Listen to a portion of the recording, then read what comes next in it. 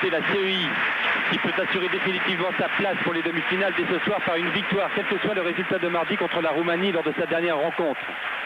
Un match nul obligerait les Russes à aller chercher au minimum un score de parité face aux Roumains. Quant à l'Espagne, eh bien c'est plus simple. Elle doit absolument l'emporter pour espérer revenir à la hauteur de la France et de la CEI. Et dans cette situation, si les trois équipes l'emportaient mardi, c'est le goal average qui départagera les équipes. Alors un goal average particulier puisqu'il suivra la règle des 25% et nous aurons l'occasion d'y revenir. Alors actuellement, je suis avec André Arnaud Fourny, le handballeur du journal L'équipe, responsable de la rubrique. Alors, Arnaud, qu'est-ce qui va se passer? J'ai envie de dire, j'ose espérer que les ex-soviétiques vont vraiment jouer leur chance à fond, que ces vieilles histoires du passé, paraît-il, qui n'existent plus, parfois des équipes de l'Est contre un peu d'argent qui se laissaient tenter, qui parfois laissaient échapper une victoire dans un mondial. J'ose espérer que ces choses n'existent plus, ne se produisent plus. Donc ce soir, l'ex-CEI va jouer sa chance à fond. Et j'ai envie de dire, théoriquement, battre l'Espagne. Et vous savez que si la CEI perdait, elle serait peut-être éliminée, elle pourrait être éliminée des demi-finales. C'est pourquoi Daniel Cosentini l'a fort justement remarqué ce matin, vu le goal average important en faveur de la France ce matin. Ça devrait ôter toute envie de magouille ce soir. L'ex-URSS ne peut pas se le permettre. Voilà, bien, le match a commencé. Alors dans les buts de l'Espagne, Rico bien sûr. En attaque, c'est Massip qui mène le jeu. Avec à droite, Cabanas. Au poste de pivot, c'est Exaburut. Arrière droit, Garalda. Arrière gauche, Alemani. Et ailier gauche, Franck. Voilà, le voilà Massip. Un contre un qui vient s'empêtrer dans la défense de la CEI.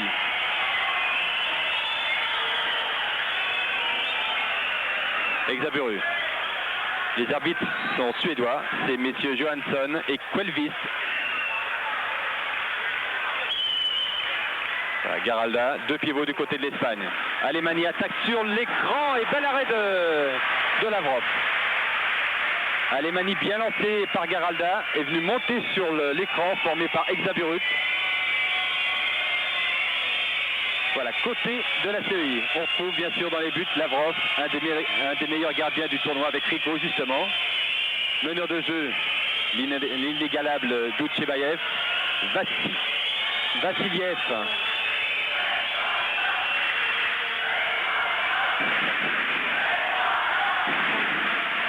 À gauche, Yakimovic. Le voilà Yakimovic. Balle en main. Doutchebaev 1 contre 1.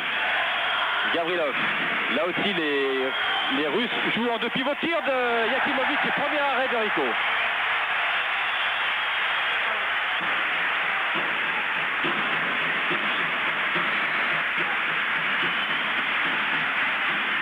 Et là, le palais des sports de Granollers est archi-comble. Bon, un contrat de Yakimovic et premier but.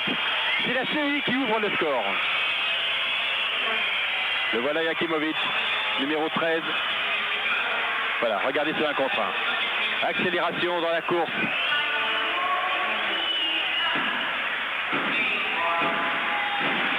Doutchebaev monté sur Massip. Oui, interception de Doutchebaev. Et avertissement à Barbachinski. Barbachinski, le pivot, alors que Gremnev est rentré à la place de Vassiliev. Là aussi, premier tir de Garalda. Et c'est le poteau qui renvoie la balle. Oh là, ça va vite. Gopin, Doutchebaev, la contre-attaque est enrayée.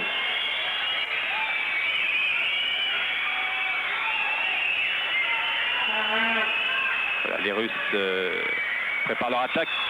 Tir de Yakimovic, bien pris par Exaburut. Exaburut qui est averti oralement par M. Quellqvist.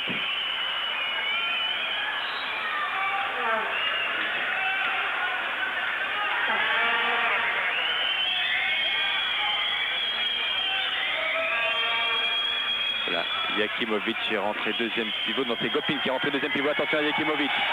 Doutchebaev, service sur Barbachinski. Mauvaise passe et balle aux Espagnols.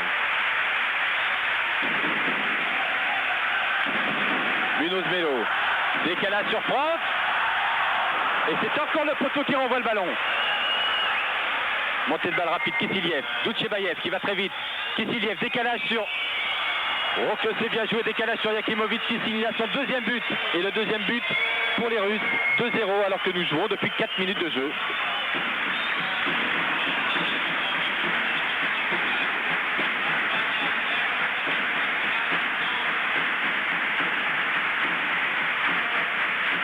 Il est certain qu'une défaite des Espagnols anéantirait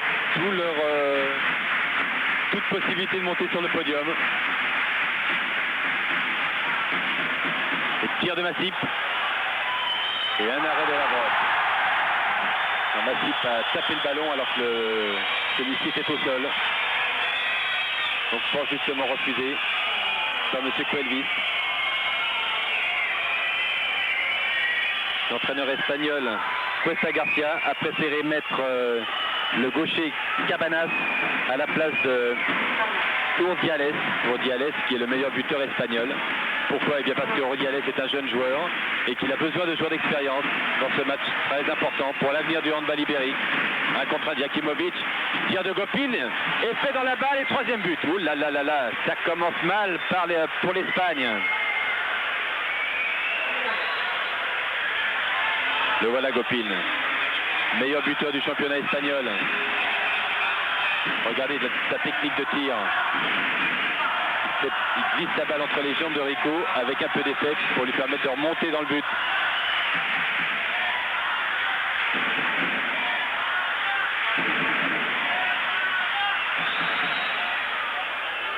Les Espagnols qui viennent s'empêtrer dans la défense russe.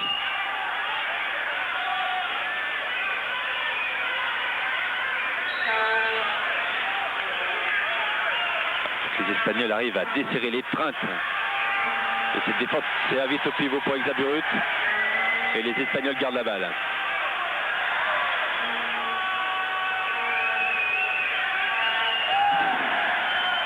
Monsieur Coelvis prend le deuxième pivot. Les Espagnols veulent écarter cette défense russe pour trouver des solutions à 6 mètres, trouver des solutions en croisée. La bonne situation de tir pour Garalda, mais Lavrov était encore là.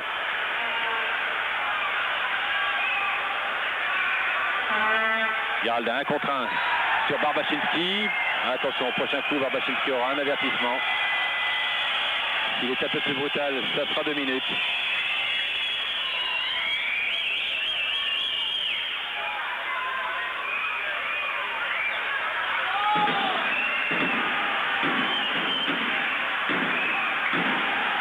Regardez comme Tchebayev est en train de gêner la défense, l'attaque espagnole. Uniquement par sa présence plein centre. Avertissement quand même à Tchebayev pour avoir accroché Massif dans son 1 contre 1. Tchebayev sourire aux lèvres.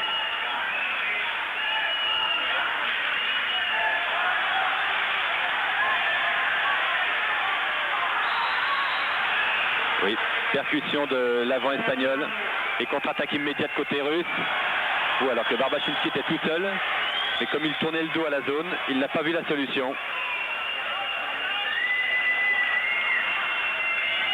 Voilà, Yakimovic plein centre, on va replacer l'attaque, tranquillement.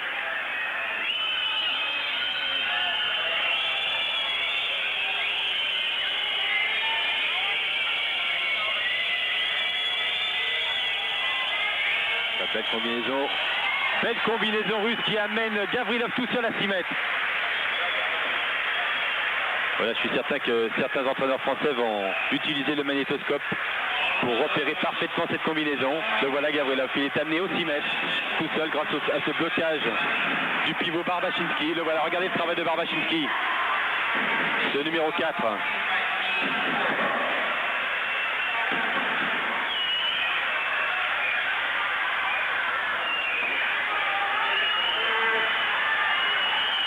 Oh, quel début de match des Russes. Voilà Garalda et but. But de Garalda. Là aussi une belle combinaison espagnole qui a permis à Garalda d'être à 9 mètres tout seul, situation idéale de tir. Le voilà le croisé entre Massip et Garalda.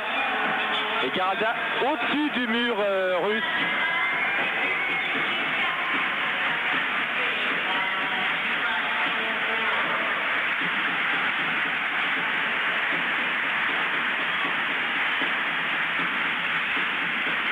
train de Tchebayev, Vassiliev, Yakimovic. Il y a de Yakimovic et arrêt in extremis de Rico.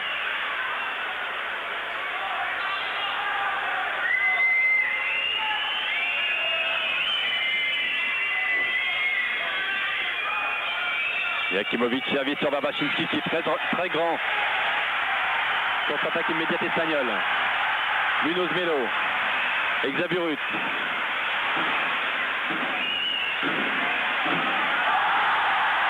Voilà, le but est accordé alors que Munoz Melo était venu percuter Gopin.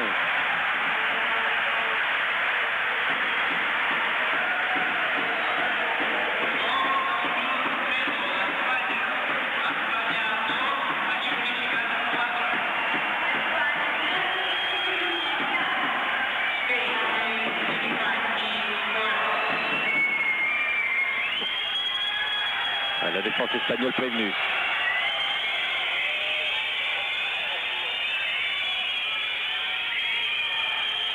Yakimovic, 1 contre 1, il revient plein centre. Dutchebayev, oh que c'est bien joué, bel arrêt de Rico. Ça va le mettre en confiance, Rico.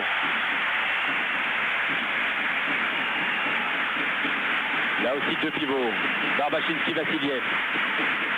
Pour écarteler cette défense espagnole. Avertissement à Masip. Masip le numéro 8. Voilà, Vassiliev est ressorti. C'est Yakimovic qui rentre deuxième pivot. Ouh, le tir de Dutchebayev. Ah, les Russes ne pouvaient pas mieux commencer, hein, Arnaud. Oui, c'est toujours étonnant de voir une équipe prendre une telle avance et puis peu à peu se laisser grignoter. C'est parfois du mal à comprendre. Oui, c'est peut-être la pression qui a permis aux Russes de prendre un tel avantage dans les 10 premières minutes. Devant leur public, c'est possible. Hein, oui. On verra si les Espagnols se reprennent. Là, pour l'instant, le score est de 4-2 alors que nous jouons depuis 12 minutes. Franck. Là, c'est le numéro 15, Hermida qui est rentré. Garalda et Dutchebayev qui est en train de faire un malheur dans l'attaque espagnole.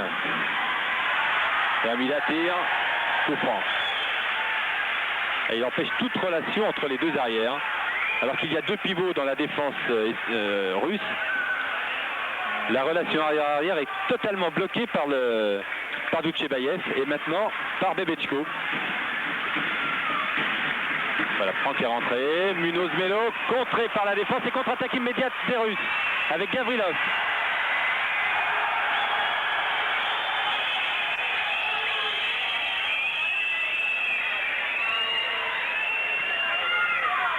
Voilà, contre-attaque bien stoppée, irrégulièrement, et balle aux Russes.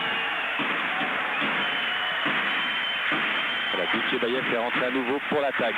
Bebechko le remplaçant pour la défense.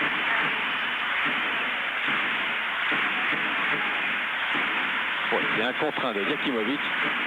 C'est absolument fabuleux. Changement de rythme. Et dès qu'il a passé l'épaule, là aussi, il pousse.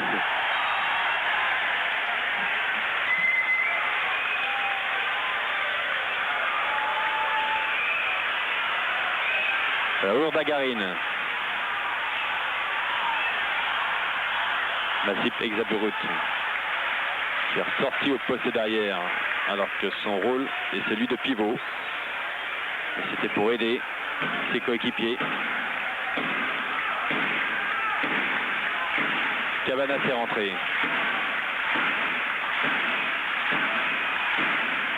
Et Amida Bennejo à la place de Masip.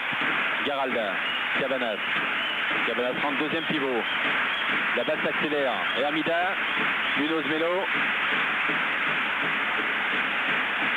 Attaque de Munoz Melo sur Exaburut qui passe l'épaule.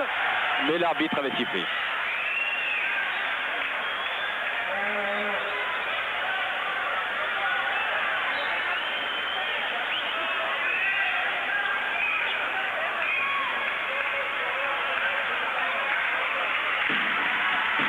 Voilà, Bebechko, numéro 7 russe, devant à 10 mètres.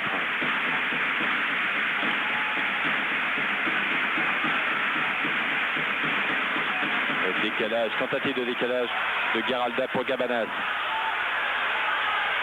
Oh, pour trouver des solutions dans cette défense. Qu'est-ce qu'elle défend bien.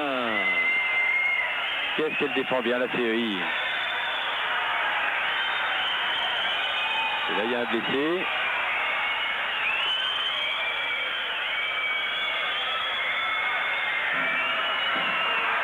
Et là, c'est Gavrilov. C'est Gavrilov qui est blessé, qui a pris un coup dans la figure sur ce départ de Franck. Le voilà, Gavrilov.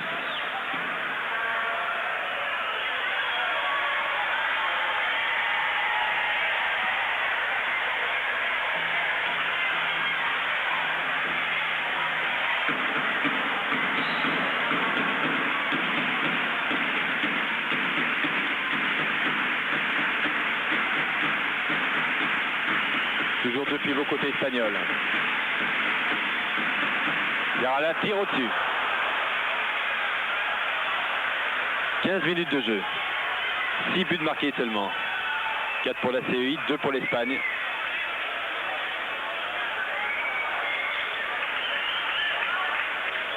L'Espagne qui fait une homme à homme. Avec un joueur légèrement avancé, Munoz Melo. Joueur solide.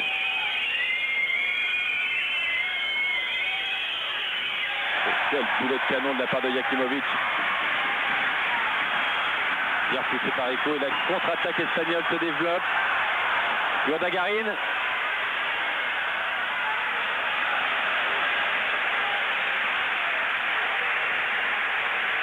Il est certain, Arnaud, qu'un match nul arrangerait bien les affaires des Français.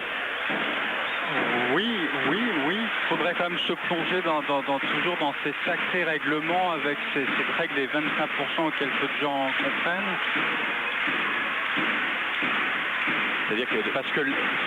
Oui. Donc l'Espagne aura une défaite à nul, la France une défaite absolument, oui. Non, si l'Espagne ne gagne pas ce soir, elle est irrémédiablement éliminée. Ou alors il faudra un concours de circonstances incroyable pour que la France ou la CEI soit éliminée. Voilà, pénalty, Massif face à Lavrov. Encore un arrêt de Lavrov. Où l'Espagne a du mal à rentrer dans son match. On reviendra sur le classement à la fin du match, puisque là on y verra plus clair. Et on pourra peut-être parler de cette règle des 25%. Oui, qui est vraiment très contestable. Une idée de l'IHF. Elle est peut-être juste, mais le problème c'est que le grand public est incapable de la comprendre. Et même parfois les officiels eux-mêmes sont perdus. Alors que ce but de Gopin, un but de Gopin à 9 mètres. La erreur de la défense espagnole. On voit Gopin. Voilà, il prend le ballon. Et tire bas. Tir masqué que Rico ne voit pas partir. Deuxième but pour Gopin et 5e but pour la CEI. Encore 13 minutes de jeu dans cette deuxième mi-temps alors que Franck tout seul à l'aile. Tir est accroché par Koudinov. Accroché et défense en zone de Koudinov. Donc penalty. Alors qui va aller au penalty? Eh bien c'est Garalda face à Lavrov. Lavrov a un ascendant psychologique et deuxième penalty. Franck, quel fantastique gardien Lavrov. Depuis le début du tournoi, il est à 42% d'arrêt. C'est quand même exceptionnel pour un gardien puisque la moyenne se situe aux alentours de 30-35%. Rico est aussi à 42%. Et puisqu'on parle de statistiques, on peut parler des attaques. La CEI est à 59% de buts marqués par rapport au tir et l'Espagne est à 58%. Voilà, montée de balle espagnole.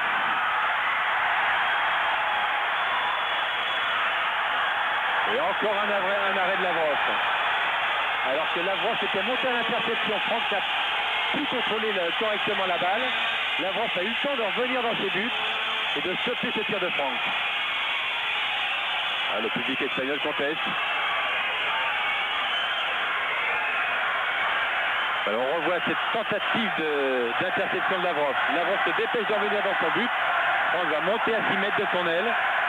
Et là, Lavrov intervient encore avec brio. Jakimovic, 1 contre 1. Oh, c'est un contre 1 revenu. Et lorsqu'il revient à l'extérieur, il est très dangereux, mais c'est Doutchebaev pour l'instant qui est le plus dangereux puisqu'il porte le score à 6-2 pour la CEI. But de Doutchebaev dans la foulée. Regardez ce tir dans la foulée. Pied droit devant et il surprend tout le monde, même Rico. 25e but pour Doutchebaev. Il est en tête des buteurs. Et bien vu, messieurs les arbitres, puisque Massip a vu qu'il était battu et s'est écroulé tout seul, sans la moindre faute de la défense russe. Et comme ça se passait juste sous les yeux de M. Johansson, eh bien il a fait signe de continuer à jouer. Voilà, Doutchebaev, Vassiliev, Gavrilov, pivot Barbachinski, à droite Jakimovic, Gopin. Et voilà Jakimovic.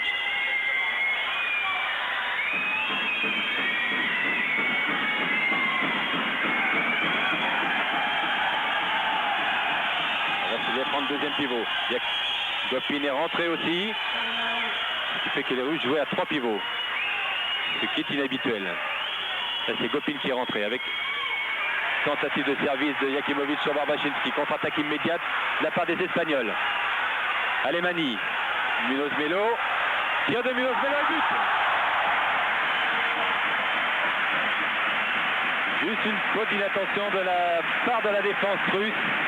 Et but de Munoz Melo.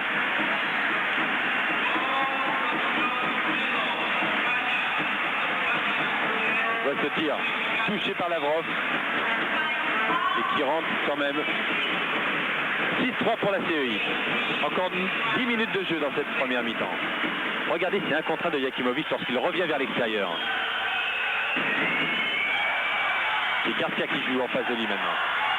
Si personne monte sur lui, et oui, personne n'est monté sur lui. Il a réussi à servir Gavrilov, infiltré au 6 mètres.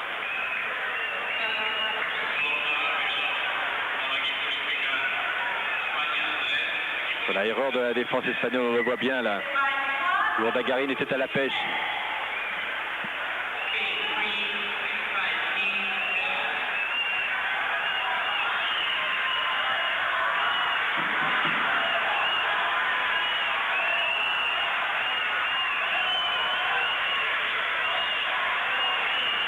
Massip.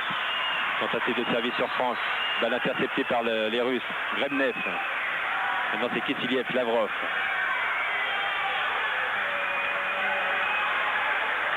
Kissiliev, Bebetchko sortent pour laisser leur place à Vassiliev et Doutchebaev.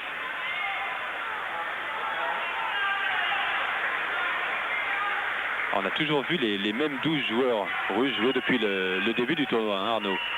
Il n'y a pas eu beaucoup de changements. Hein. Non, mais c'est souvent comme ça avec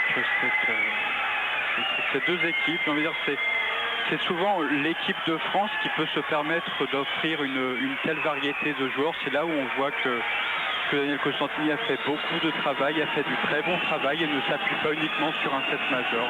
Alors que dans beaucoup d'équipes, de grandes équipes de renommée, il mise sur les mêmes joueurs.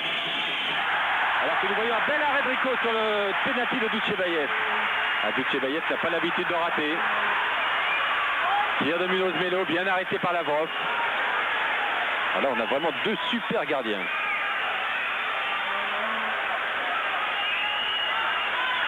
Ouais, c'est vrai que l'équipe de France est complète.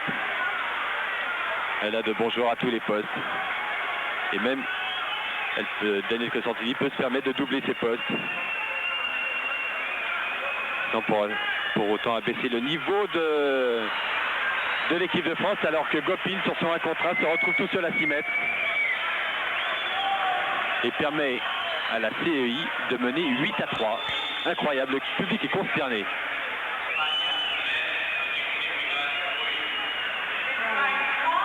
Enfin, c'est pas terminé.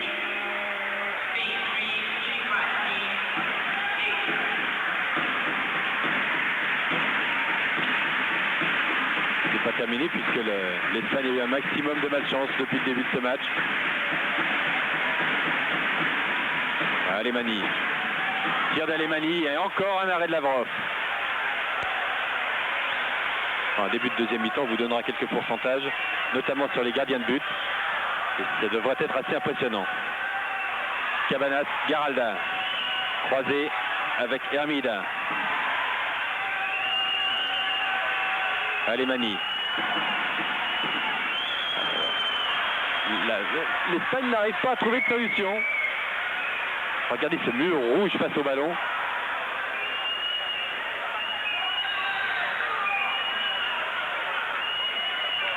Il faut bouger cette défense russe. La faire bouger latéralement. Voilà, c'est une chute de Garalda sur cette montée en suspension.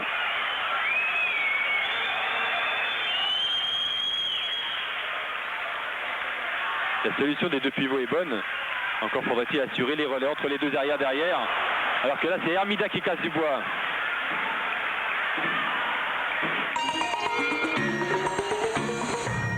Deux nouvelles médailles d'or pour la France aux Jeux de Barcelone. Cécile Novak en 48 kg, c'est en judo évidemment, qui a battu en finale la japonaise Ryoko Tamura. Une autre médaille d'or, Frank David en planche à voile, qui a battu évidemment au classement général l'américain Mike Gebhardt. Une médaille d'argent en kayak monoplace pour Sylvain Curigné. Et deux médailles de bronze, une en canoë biplace dans le slalom en eau vive pour Franck Addisson et Wilfried Forgue. Et bien sûr, la médaille de bronze de Jean-François Lamour en sabre. Il termine sa carrière avec deux médailles d'or et une médaille de bronze. Superbe carrière pour Jean-François Lamour. En athlétisme.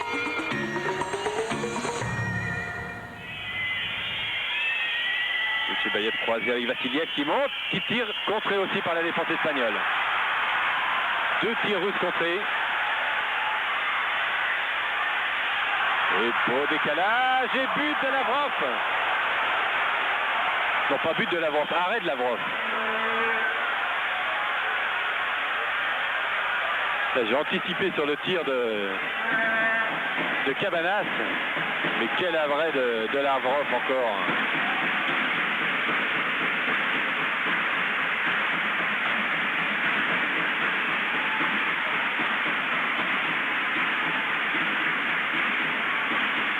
Là, Yakimovic est pris en individuel strict par Garcia.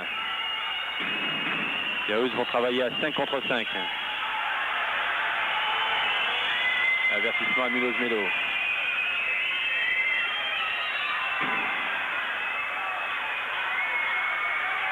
Yakimovic, que les Espagnols auront l'occasion de voir l'année prochaine puisqu'il a signé au TK Santander. Encore un bel arrêt de Rico. Montée de balle espagnole, Munoz Melo qui va aller au bout mais qui tire à côté. 2 minutes pour Kissiliev. Pour ce contact sur Munoz Melo.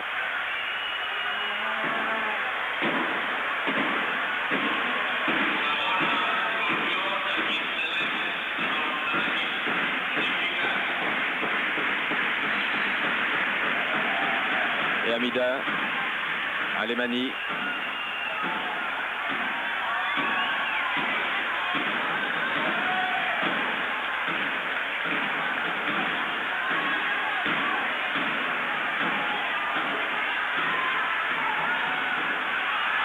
Oui, but Alemany. Voilà, simple décalage puisque les Espagnols jouaient un de plus. La balle est partie de l'aile droite avec Cabanas qui a simplement fixé son adversaire. Tous les joueurs espagnols ont fixé leur adversaire et là on a trouvé le décalage. Voilà, on voit Cabanas, Hermida et Alemany aller tirer devant Exaburut. Voilà, on le voit. Bon blocage du pivot espagnol. Le voilà, Alemany. Un joueur d'1m99 pour 90 kg. Et encore un beau service de Gopin sur Barbachinski alors que les Russes jouent à 1 de moins. Encore 2 minutes 30 de jeu dans cette première mi-temps. Et l'équipe de la CEI mène actuellement de 5 buts. 9-4.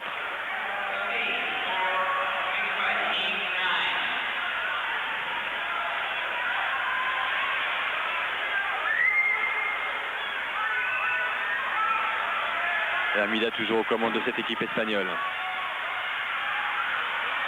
Et Lavrov toujours présent.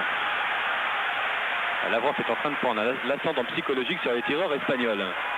Oui, c'était souvent d'ailleurs l'une des chances de l'équipe de France, c'est que Jean-Luc Thiébaut a eu exactement le même rôle. Et c'est vrai que quand on échoue systématiquement sur un gardien, on perd de plus en plus confiance. Et ça, c'est un peu l'histoire de la peur. Soit on domine la peur, soit la peur nous domine. Et puis on échoue systématiquement, même quand on doit réussir. Et on se pose des questions au moment du tir et c'est surtout ce qu'il ne faut pas faire.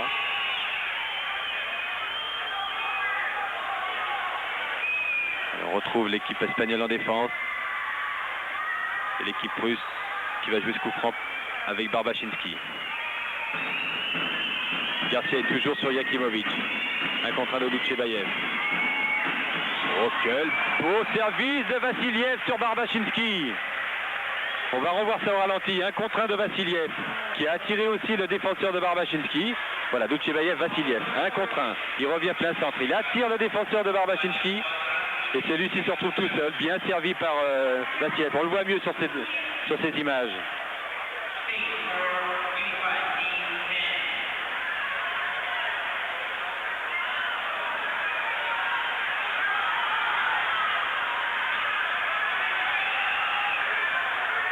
Geralda Hermida qui attaque. Oh, là aussi, une défense un peu trop agressive de Grebnev. Qui prend 2 minutes.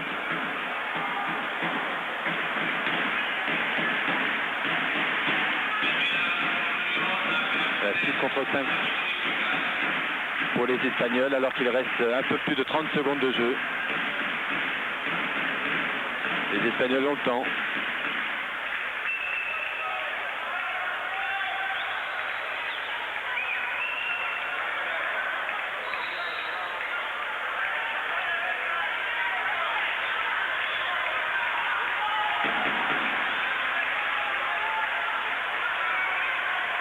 Hermida Alemani qui va attaquer, croiser avec Geralda Alemani, tout seul, passage de bras. Ah, les arbitres ont sifflé un peu trop tôt.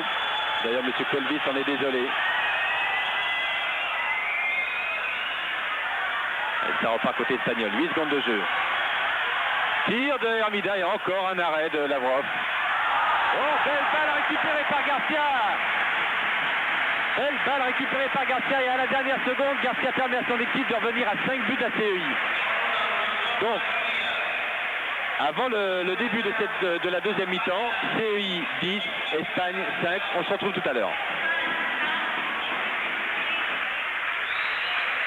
Deuxième mi-temps de cette rencontre entre la CEI et l'Espagne. Et la CEI mène de 5 buts, 10 à 5.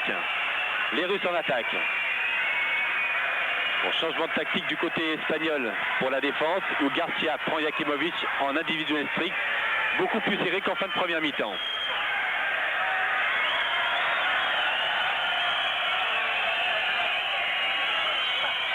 Là, c'est M. Johansson qui intervient assez sèchement devant Gopin. Les Russes jouent à 1 de moins. Gavrilov, Doutchebayev, Gopin tire et bel arrêt de Rico. Oh, incroyable erreur de la défense espagnole. Tir de Gopin, renvoi de Rico et Gopin récupère la balle alors qu'il est tout seul à 6 mètres. Voilà, on revoit ce tir bien arrêté par Rico et Gopin est absolument seul à 6 mètres. Le voilà Gopin.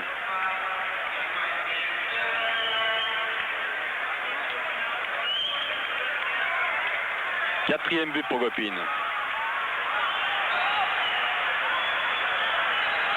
Et les Russes récupèrent encore le ballon. Oh, l'Espagne a du mal. C'est pas la vraie équipe d'Espagne. Trop de pression. Trop de pression depuis le début de ce tournoi. Et puis elle est tombée sur une équipe de France exceptionnelle. Une équipe de France qui a réussi à faire trembler la CEI. Et lorsqu'on voit jouer la CEI actuellement, on ne peut être qu'impressionné par la performance de l'équipe de France. Doutchebayev tire, petit filet à côté.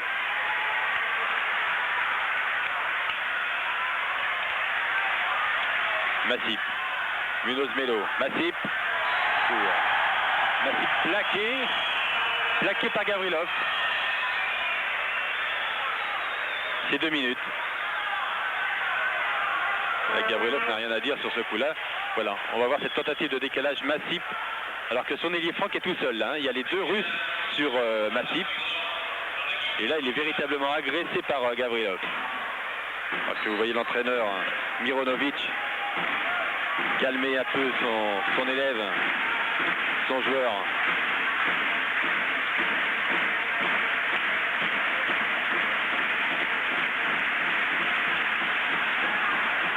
Alemany.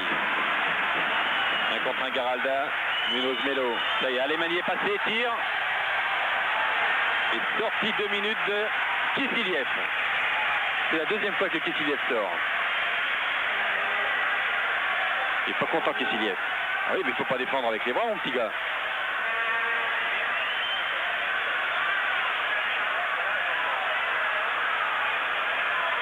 Ah, c'est bien ce que sifflent les arbitres. Comme ça, il faut absolument laisser priorité à l'attaque. Il faut absolument... Et carton rouge. Carton rouge pour Kissiliev. Carton rouge pour Kissiliev qui ne remettra plus les pieds sur le terrain. Et il continue de discuter.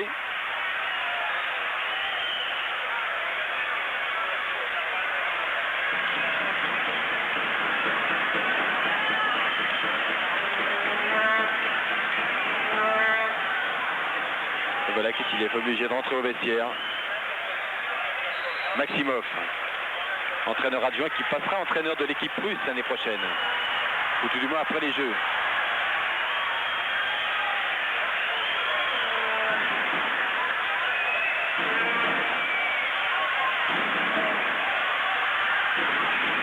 Le tir de Garalda, bien détourné par Lavrov sur sa barre transversale. Et comme les Russes jouent à 4, croyez-moi que Lavrov va bien prendre son temps. 11-5 pour la CEI.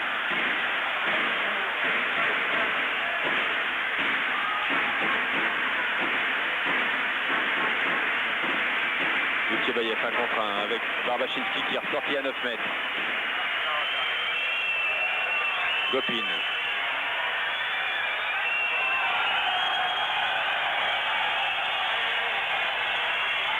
Oh, incroyable, incroyable. Incroyable Gopin. Incroyable erreur de la défense espagnole. Alors que les Russes jouent à 4 contre 6, ils trouvent le moyen de décaler un ailier. Et encore un arrêt de Lavrov.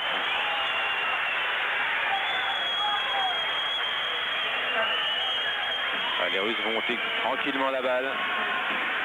Toujours à 4.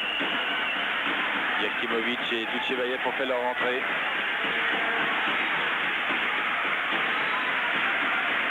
Yakimovic toujours pris en individuel par Garcia. Gopin, Dutchebayev. Voilà, un 5e russe est rentré, Bebechko. Les entraîneurs russes ont mis les petits gabarits. Voilà, un contre un Bebechko. Croisé avec Dutchebayev. Qui arrive à trouver des solutions. Non. Empiètement de Gopin.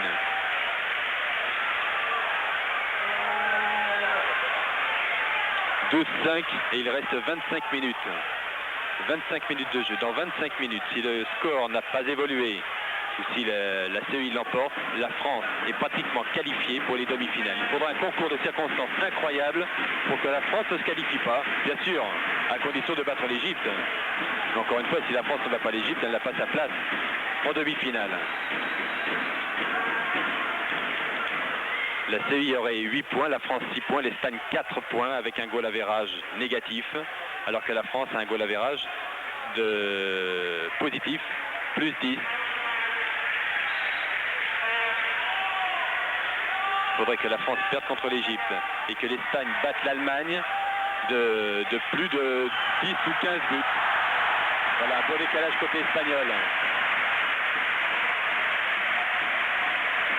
C'est Cabanas. Joueur du TK Santander. Santander qui représentera l'Espagne dans la Coupe de l'IHF, la Coupe d'Europe de l'IHF. Avec Yakimovic. Jakimovic, futur partenaire de Cabanas. Voilà, on trouve le jeu. Qu'est-ce que la balle circule bien du côté russe. Ça va vite. La Gopine a forcé un peu trop son tir.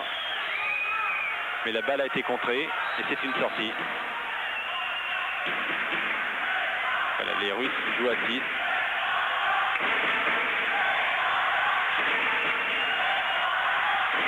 On fait rentrer la serpillière. Et pendant ce temps-là, on va parler de l'autre poule. L'autre poule où la Suède est qualifiée pour les demi-finales. Pour connaître l'ordre, eh bien, on attendra mardi. Mardi où à 20h30, la Suède rencontrera l'Islande. On découvrira l'entraîneur espagnol, Cuesta Garcia. Donc actuellement la Suède est en tête avec 8 points, devant l'Islande 7 points. La surprise. Munoz Melo, tir de Munoz Melo à côté.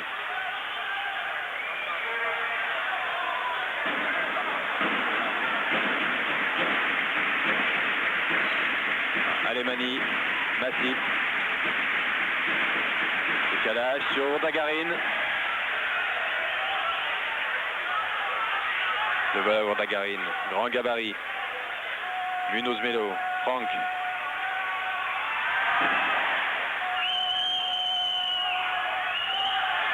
Voilà Munoz Melo qui est monté sur l'écran. Écran fait par Cabanas. Il a attendu que l'écran vienne en place. Voilà, on le voit Cabanas. Écran et but. Munoz Melo est monté à 8 mètres, donc difficile d'arrêter son tir. Troisième but de Munoz Melo. 13-7 pour la CEI.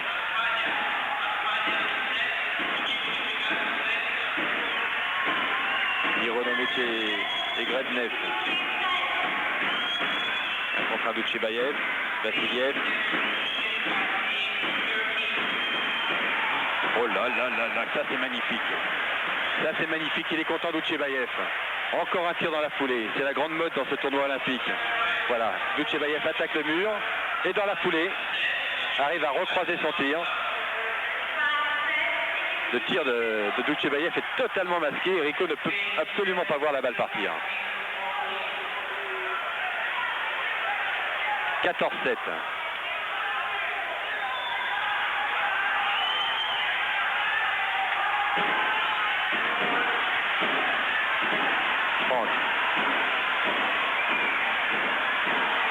Munoz Melo, tir de Munoz Melo désaxé. Légèrement poussé par la défense de la CEI. La balle toujours espagnole.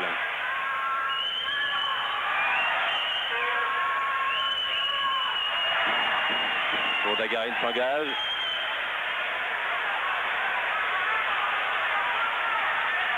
Toujours cette défense qui pose d'énormes problèmes à l'attaque espagnole avec Bebechko devant. Et les passes n'arrivent pas. Voilà un contre un de Massif et but. But de Massif.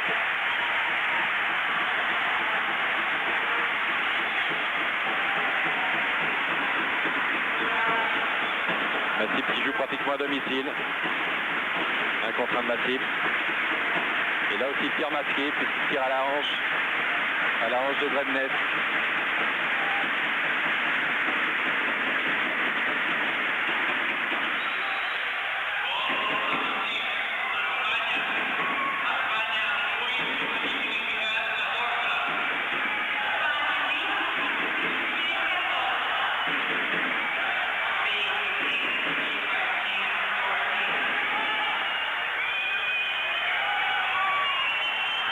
Il y a de Vassiliev derrière Rico. Et Rico qui y croit encore, qui relance sur Munoz Melo. Massif. Massif monte en suspension, tir retardé. Encore un arrêt fabuleux de Lavrov. Contre-attaque immédiate. Gopine. Barbachinski tout seul face à. Et super arrêt encore de Rico. Rico qui a repoussé ce tir de Barbachinski à bout portant. La balle est revenue dans les mains de Gopine. Encore Gopine. qui ne s'est pas privé de porter le score à 16-8. 16-8 pour la CEI.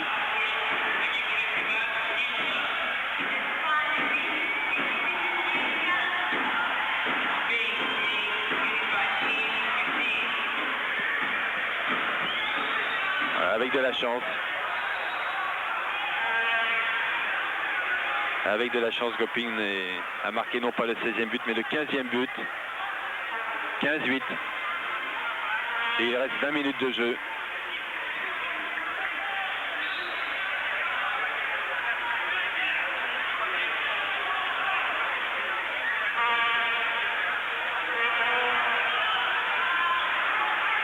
Rodagarine qui vient s'empêtrer dans la défense russe au lieu de monter tranquillement à 9 mètres. Je crois qu'il fait 1m97, 100 kg. Il a la possibilité de déclencher son tir à 9 mètres et même au-delà. Mais ça signifie une chose, c'est que les Espagnols ne sont pas en confiance, Arnaud. Oui, d'autant que quand on a un tel écart à remonter, face à une équipe comme la CEI, je crois que c'est quasiment impossible. On peut remonter un gros écart face à une équipe inférieure, mais pas face à une équipe comme la CEI, c'est pas possible. Écoutez, j'espère que la CEI vous donnera raison, ça sera bon pour l'équipe de France. Et la CEI qui veut créer l'écart, parce qu'en cas de défaite face à la Roumanie, c'est au goal average que ça se jouerait. Oui, ce qui risquerait d'ailleurs fort d'avantager la France. Oui, mais face à la CEI, si la CEI fait un écart important avec l'Espagne, ce sera difficile pour la France de passer devant. Même au cas où la France batte l'Égypte et que la CEI se fasse battre par la Roumanie, il y aura égalité de points, mais le goal average serait supérieur pour la CEI. On a toujours cet espoir de match nul. Et oui, il est bien certain qu'un match nul aurait avantagé la France. Permettait à l'Espagne de ne pas accéder aux demi-finales. Parce que donc la France passerait première, elle se retrouvera en demi-finale contre l'Islande qu'elle a battue lors du dernier mondial A, match décisif pour la montée au jeu, pour la qualification. Et là, elle aura un sacré ascendant psychologique puisque cette équipe d'Islande ne doit sa place à Barcelone qu'en raison de l'impossibilité à la Yougoslavie de participer à ces Jeux. Mais ça vous rappelle pas quelque chose, c'est une équipe nordique qualifiée au dernier moment? Comme le Danemark, mais comme le Danemark. Tout à fait, mais on retrouve un peu le même parcours de l'équipe de France. Personne ne donnait aucune chance à la France. Ils sont arrivés là décontractés, sans responsabilité, ils gagnent, ils se font plaisir. Oui. Là, il y a à méditer sur ces phénomènes. C'est des phénomènes aussi bien dans le championnat d'Europe de football que dans le tournoi olympique de handball. Mais enfin, c'est toujours la même histoire. Si un sportif n'est pas capable d'assumer ses responsabilités, c'est que c'est un champion, mais pas une star. Une vraie star assume tout, même la pression. Oui. Et là, donc, au championnat d'Europe de football, il n'y avait pas de star, puisque c'est une équipe pratiquement d'amateurs qui a remporté ce championnat d'Europe. Voilà, donc, Jakimovic, qui vient encore d'augmenter l'avance de la CEI. Voilà. Avec ce croisé avec Dutchebaev.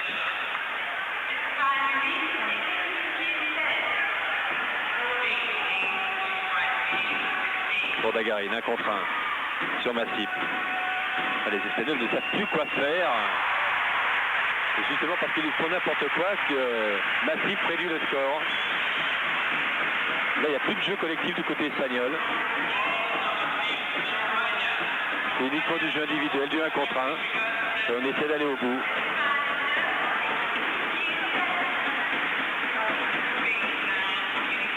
Bon, enfin, dans l'autre poule, c'est pas encore joué, hein, puisque, je dis encore une fois, à 20h30, il y aura ce Suède-Islande qui sera déterminant pour le classement final du groupe A. Et si l'Islande battait la Suède, ce qui est tout à fait possible encore. Oui, mais dans ces chocs entre hommes du Nord, je ne pense pas que la Suède, championne du monde, voudra faire un cadeau à... Il pourrait vouloir les avantager, mais il y a une question d'orgueil, de derby. Là aussi, on verra ça mardi. Il y aura des matchs intéressants mardi. L'équipe de France, déjà qui jouera à 10h contre l'Égypte. La CEI face à l'Allemagne. Ce sera à 16 h. L'Espagne contre l'Allemagne, ça sera à 19 h.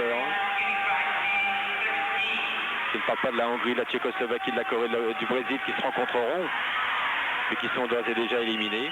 Et puis Suède-Islande à 20 h 30.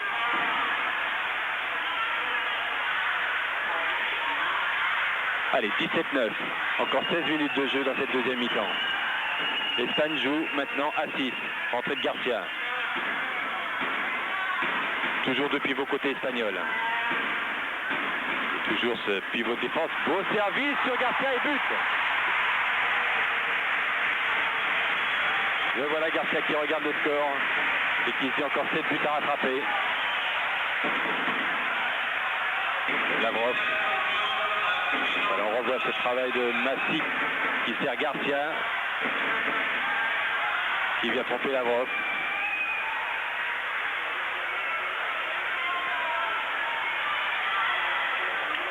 Lavrov qui a appelé les jeunes gens à la serpillière. Alors qu'on voit Maximov passer un savon à Gremnev. Et le médecin qui essaie de calmer tout le monde, Roman Zubor, qui suit l'équipe de la CEI depuis une dizaine d'années. Dutchebaev, Yakimovic. Et toujours Yakimovic plus en individuel.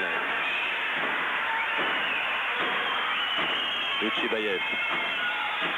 Gavrilov s'est engagé, croisé avec Dutchebaev. Et balle bien arrêtée par Rico. Rico qui y croit encore. 7 buts d'écart. 15 minutes de jeu. Montée de balle côté espagnol. Munoz Melo. Oh, que c'est superbe, que c'est bien joué de la part de Munoz Melo avec cette passe à terre sur l'ailier. Alors que la défense russe avait anticipé sur la passe de Munoz arrière droit. Munoz Melo l'a vu et a servi directement Cavanas. Voilà, on revoit Munoz Melo. Il reçoit cette balle et la défense russe anticipe.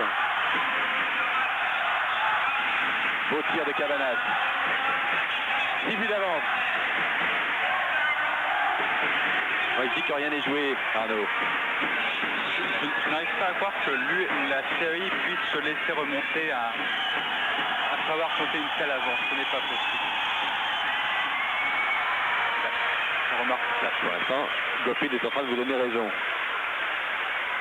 Regardez les matchs France-CEI. À chaque fois, la CEI prenait un avantage conséquent en première mi-temps. Et puis en deuxième mi-temps, elle se faisait remonter. Et puis elle paniquait même. Peut-être parce qu'elle sous-estimait un peu la France, que beaucoup d'équipes sous-estiment encore. Mais je ne pense pas qu'ils sous-estiment l'Espagne, qui a une sacrée réputation en plus chez elle. Allez, encore un arrêt de Lavrov. Imbattable Lavrov. On parlait chiffres tout à l'heure, 69% d'arrêt.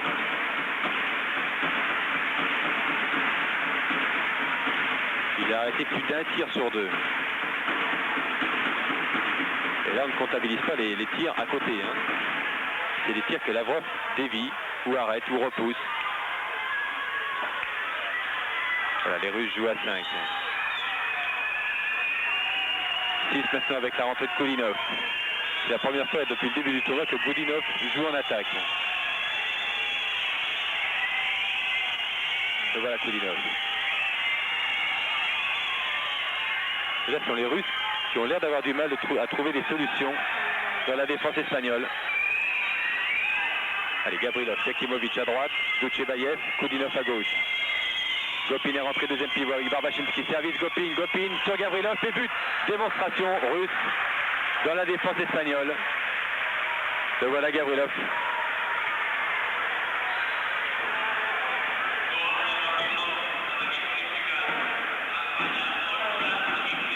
Gavrilov qui est monté très haut, qui a attendu que Rico fasse quelque chose pour le battre.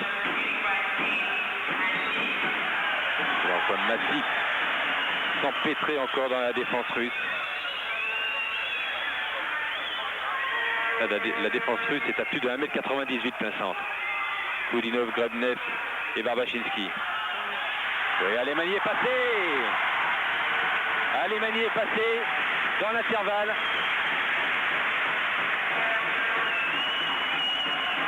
« 19-12. » Voilà. Passe bien l'épaule gauche. L'épaule gauche est engagée, après il se rééquilibre. malgré la défense agressive des Russes.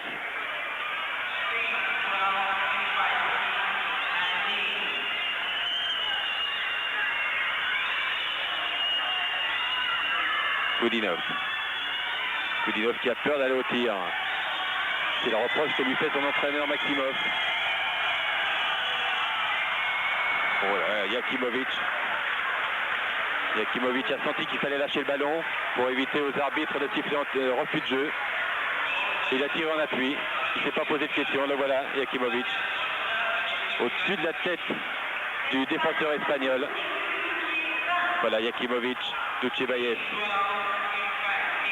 Deux des meilleurs joueurs du monde dans la même équipe et qui seront séparés l'année prochaine puisque Yakimovic, lui jouera avec la Biélorussie alors que Dutchebaev jouera avec l'équipe de Russie. Et Yakimovic se retrouvera en championnat du monde. C'est chose incroyable. Gopin, Gavrilov, croisé avec Gremnev. Gremnev au tir et but de Gremnev. Il est content Gremnev. But de Gremnev, numéro 14. Un beau bébé. 2,08 m, 110 kg. Voilà, il ne sait pas quoi faire de la balle. Et il se dit pourquoi pas, pourquoi ne pas y aller tout seul.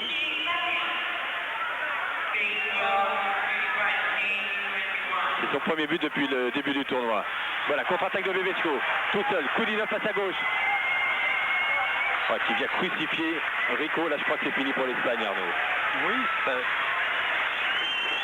l'écart ne fait vraiment que s'amplifier, mais il faut vraiment beaucoup de courage, de volonté pour croire qu'on puisse renverser la situation face à une telle équipe. C'est pas ce que donnent les Espagnols actuellement. Les joueurs espagnols qui sont sifflés par le public. Là, c'est quand même assez rare.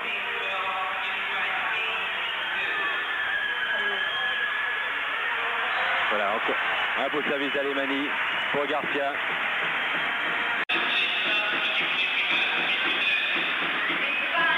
$2 millions par an. Et il a signé pour 3 ans. Ça va lui changer la vie à lui, hein. Absolument. Et ce qui est drôle, c'est que Nîmes fut longtemps sur les rangs pour avoir ce joueur. Et puis c'est le TK Santander qui l'a emporté. Je crois d'ailleurs que lorsqu'il y a eu un joueur qui était en concurrence entre un club français et un club espagnol, c'est toujours le club espagnol qui l'a remporté, à une seule exception près, pour Milijakovic. Oui. Que Jean-Claude Tapie avait réussi, alors qu'il a Milijakovic avait pourtant signé avec un club espagnol. Jean-Claude Tapie a réussi à le convaincre de signer avec Créteil. Oui, parce que les agents des joueurs russes, ce sont des Espagnols. Et à chaque fois qu'un joueur russe vient jouer à l'Ouest, eh bien il passe par cette filière, il passe par la filière espagnole. Schumacher, encore un arrêt de Rico. On aura vu deux bons gardiens durant ce match. Hein.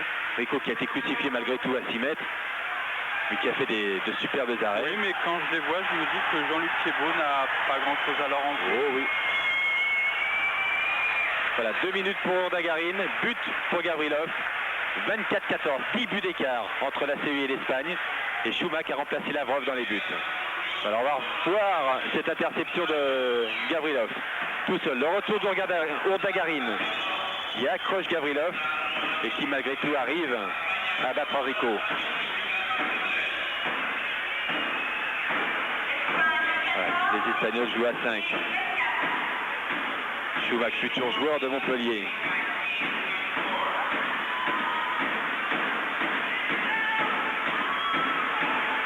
Voilà, les deux gardiens de la CEI vont partir à l'étranger. Schumacher en France et puis Lavrov à Kaiserslautern en Allemagne.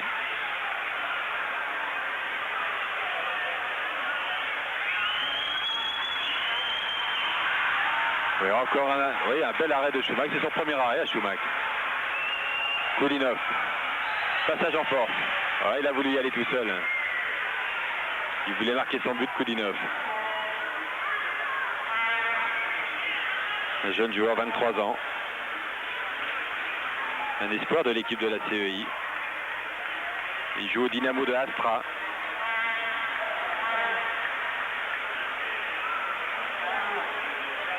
Munoz Melo. Oh, Munoz Melo qui est passé 1 contre 1 devant Koulinov.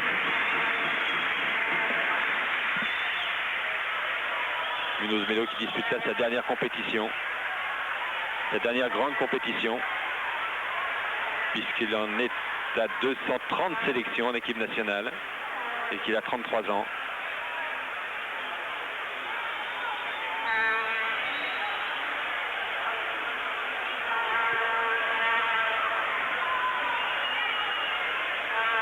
Donc la CEI qui a encore toutes les chances de garder son titre, acquis à Séoul. Puisqu'en 88, l'URSS avait battu la Corée 32-25.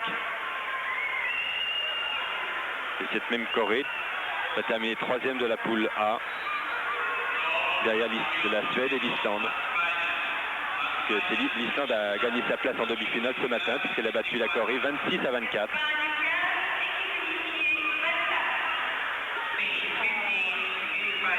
Koulinov, service pour Jakimovic, contre-attaque de la part des Espagnols. Et Koulinov était bien revenu. Oh là là, quel arrêt encore de Rico sur ce tir à bout portant de Jakimovic.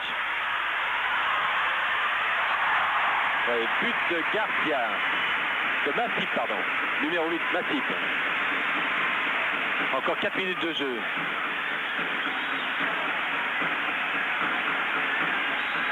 « 24-15, 24-16. » Tableau de marque qui a du mal à tourner.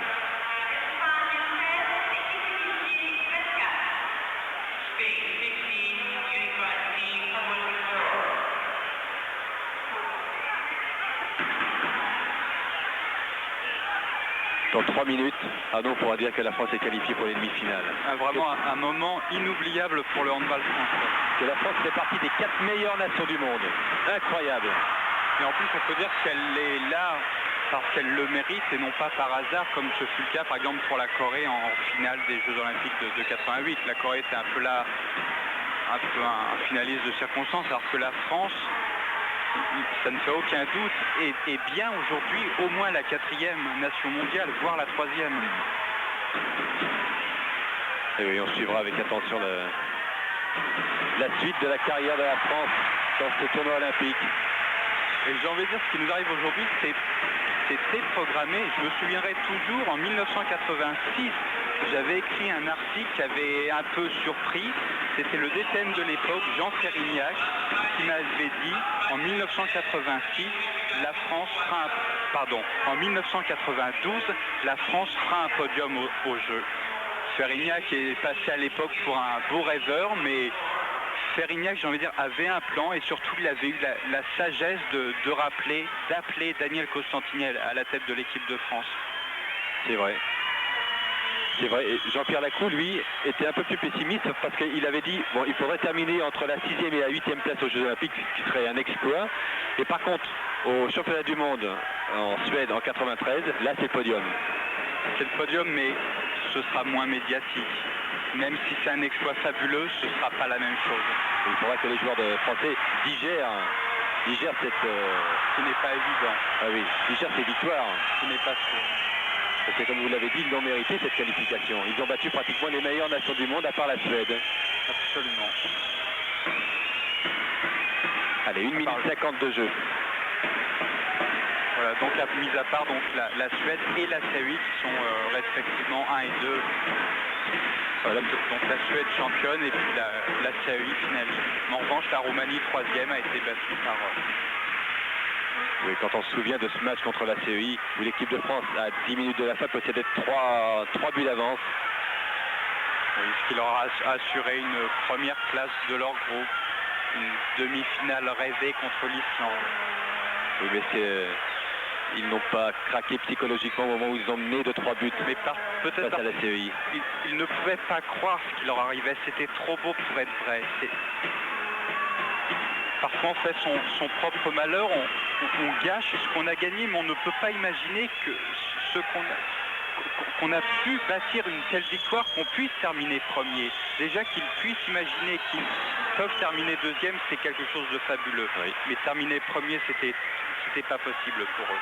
Mais ils ont dit qu'ils ne craignaient personne à part la CEI. Voilà. Ce sont des joueurs qui vivent sur un nuage.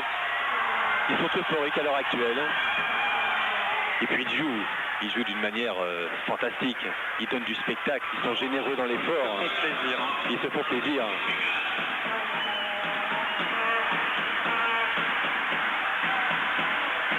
Allez, Schumack face à Massip. Massip qui réduit encore le score. 24-18 pour la CEI. Et quelle belle récompense aussi pour Daniel Cosentini, qui avait pris l'équipe de France en 85 dans le groupe C, dans le mondial C. Oui, qui a beaucoup travaillé, qui n'a pas toujours eu que des amitiés au sein de la FFHB. Il ne faut pas croire que son parcours jusqu'à maintenant, ça a été un parcours où il a été soutenu par tous.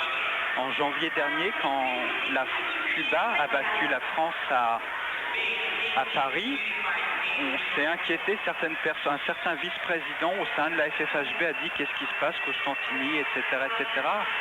J'ai envie de dire, Costantini n'a pas eu forcément un parcours serein pour amener cette équipe de France ici. Et vraiment, il n'en a que plus de mérite. Jean-Pierre Lacou, le président, a toujours soutenu Costantini, mais pas tout le monde. Voilà, donc fin de ce match. Et là, bon, on est heureux, on ne l'exprime pas à l'antenne, mais on est ravis parce que l'équipe de France vient de se qualifier pour les demi-finales. Alors je vous donne le classement maintenant de cette poule B. La CEI est première avec 8 points et plus 17 au goal average. La France est seconde avec 6 points et plus 10. L'Espagne est troisième avec 4 points et moins 7. Ça veut dire que pour mardi, si la France avait le malheur de perdre contre l'Égypte, il faudrait que l'Espagne batte l'Allemagne de plus de 15 buts. Chose qui semble incroyable normalement, mais tout peut arriver. Hein. Mais si la France battra l'Égypte, eh bien, elle sera définitivement qualifiée pour les demi-finales.